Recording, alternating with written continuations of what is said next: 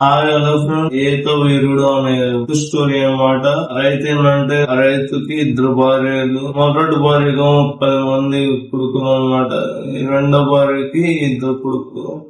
అయితే రెండో భార్య కొడుకుల మీద కొద్దిగా ప్రేమ ఉంటుంది అన్నమాట. మిగతా ఫస్ట్ కొడుకు మీద కన్నా. తర్వాత ఏమవుతుందంటే పండు మీద ఉంచుతాను అన్నమాట. వీళ్ళు వెనకాల వెళ్తూ ఉంటారు కొండకి. మీ తమ్ముళ్ళు ఎక్కడ మళ్ళీ ప్రమాదంలో పడ్డాము. ఆ 12 పిల్లలు ఒక 14 ఏళ్ల వయసు అబ్బాయి ఉన్నాడు. మిగతా వాళ్ళందరూ చిన్నవాళ్ళు. ఈ అబ్బాయి ఏంటంటే పాపం అది ఇది అన్ని ఉంటాయి అన్నమాట.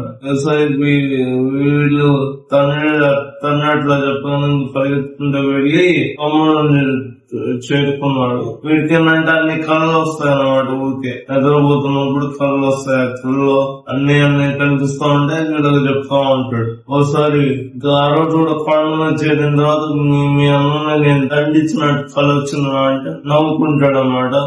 అవునా కథ చెప్పేదానికి వచ్చామని నవ్వుకుంటారు. వీడిని ఇక్కడే చంపేసి నాన్నగా చెప్పుకున్నాం అనుకుంటాడు. మిగతా వాళ్ళు ఈ 14 వయసు. తర్వాత ఏం చేస్తారు అంటే వీళ్ళ పిల్లలు అమ్ముకునే వ్యాపారాలు తగిలితే వీడిని అమ్మేస్తారు. తర్వాత ఏం చూడాలి ఫ్రెండ్స్. తర్వాత ఏం